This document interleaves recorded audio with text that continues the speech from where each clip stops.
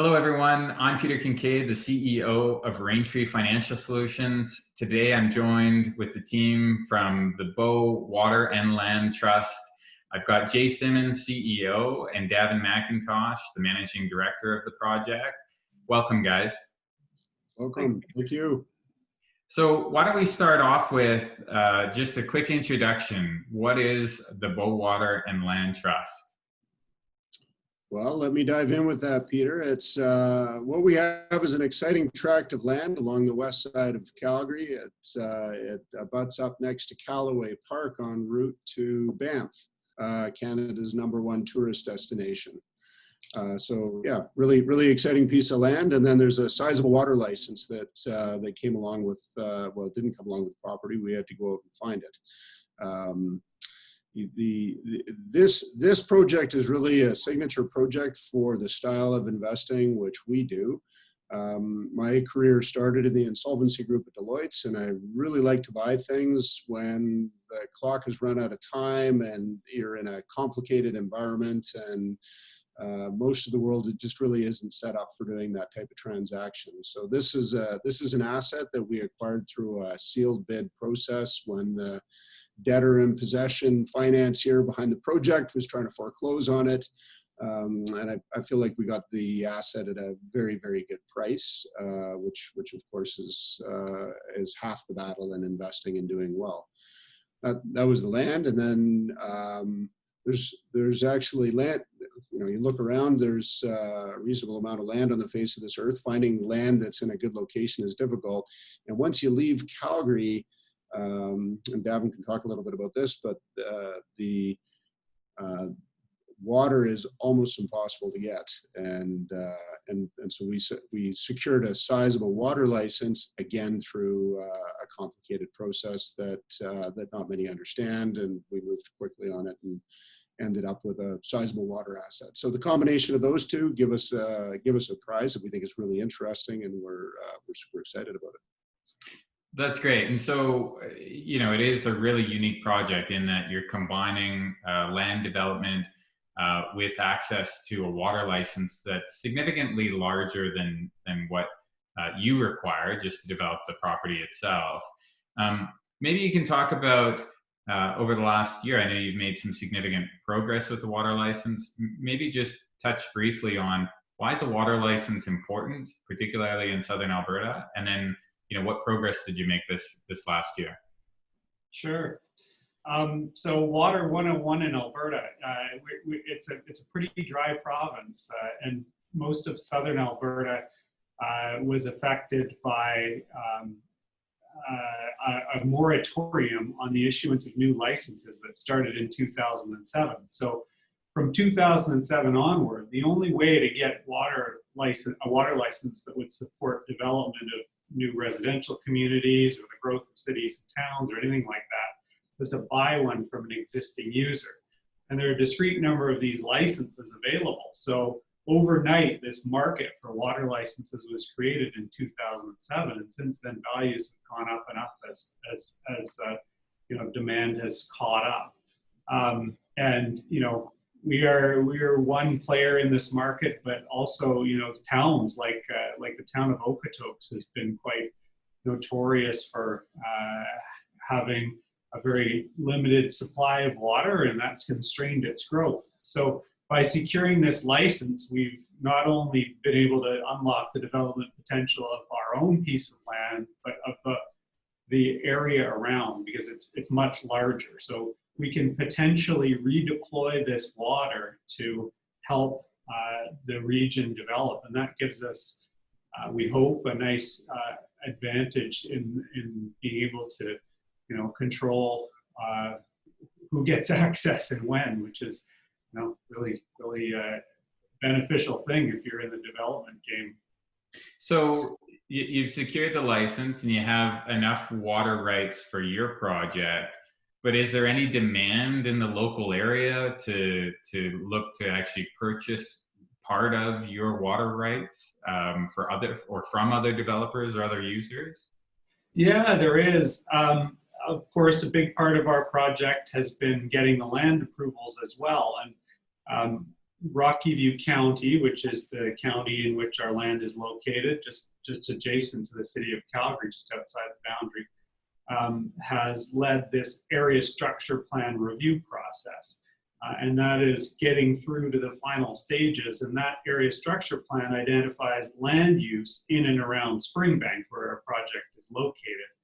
And, you know, once approved, once finalized, which we expect to happen in the next few months, essentially it opens the door to development of a lot of things in the area, some residential, some other community businesses, et cetera, et cetera. And so we anticipate that many in the area will need water rights. We've already been in touch and even gone so far as to execute letters of intent with a few in the area who are interested in buying our water. So yeah, the big news this year was one, that water license transfer was finally approved. It was a long, slow process, a lot of government delays and challenges with the old water license we were buying, which was sort of a distressed asset in a way because it was very, very old and had a history of use that wasn't exactly linear, and so it took some work to get it into a state to be transferred, and then a long process, including public consultation and environmental review to get it transferred. That's what Jay was talking about. It's a small market, one where there aren't too many people expert in transferring water licenses, and we found an awesome water license and have transferred it to the land. So that was one big update. The other is, I alluded to, the area structure plan has been progressing very well, a little bit slower than expected, but so far everything has worked out to the benefit of our project, our lands. Partway through last year, we got confirmation that both halves of the project is 2 quarter sections of land. 1 quarter was in the old area structure plan, and the new draft includes both quarters, which is awesome. Obviously, a big risk mitigation for the project. So we got both quarters in and identified in the draft as business commercial, which is opens the door to the range of uses that we think are really going to maximize the value of the project. Along with that ASP review too, is some good news on access. The development in the vicinity is proceeding, which means upgrades to Range Road 33, the overpass, which is closest to the project, are proceeding. The second half of a cloverleaf is being developed there, and that'll mean that 245, which is the direct access to our parcel, will be extended in the foreseeable short-term future.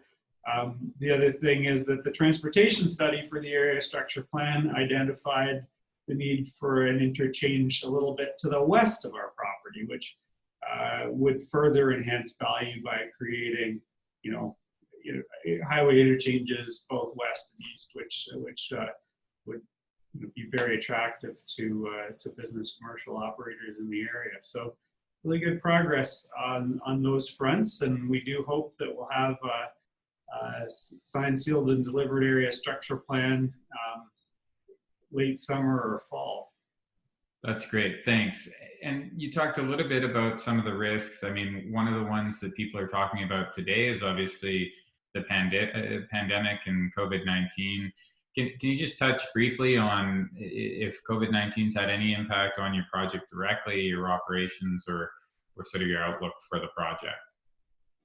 I guess I think in our office, Durham Capital, we've been surprised at how seamlessly everybody was able to transfer to working from home. And we miss each other a little bit more because it's a really tight team. We're a group of about 30 people, and we certainly enjoy working together. So I miss that a little. The project, Bowater and Land, being a development project, and the term of the project means that we don't feel too many immediate effects.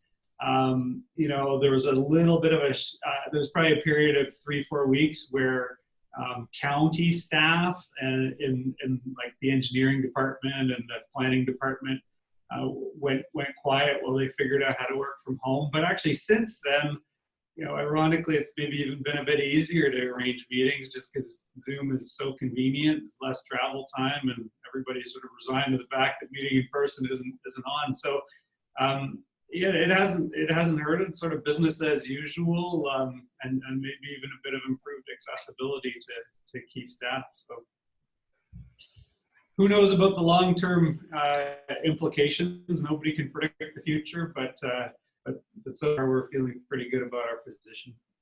That's great. And then finally, you know, can you just touch upon what you're excited about moving forward with the project?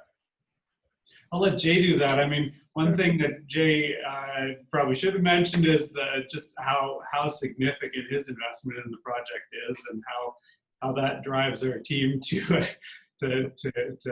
perform, not only for all of our investors, but for Jay specifically, who's here every day.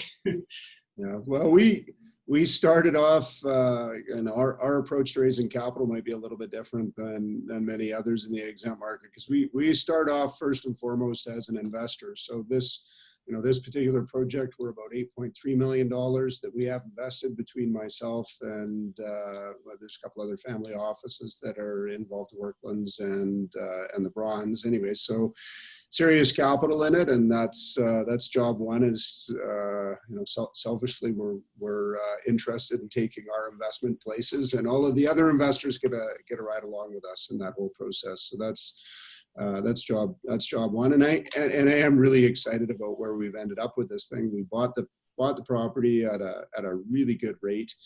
We got the water license also at a very good rate.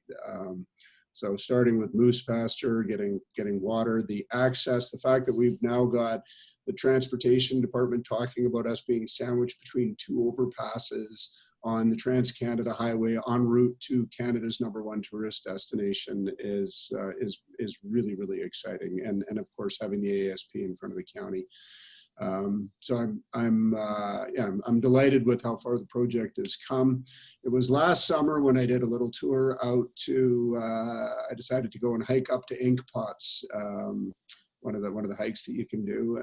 Beautiful July afternoon. And I was shocked. It was like going to Disneyland. It was bumper to bumper traffic going up. Basically, there's a set of waterfalls part way up, and it was the swell of humanity all the way there. So we do. Sometimes we forget about this Banff National Park that we have in our backyard. Calgary is not just about the energy industry. There's a whole bunch of other things that take place there in that corridor. You land at the Calgary International Airport, you hop on the ring road, you can bypass Calgary largely together. Our site is essentially the last site that you're going to hit before you head off to, Canmore and Banff, and I guess you've got Cochrane snuggled in there as well.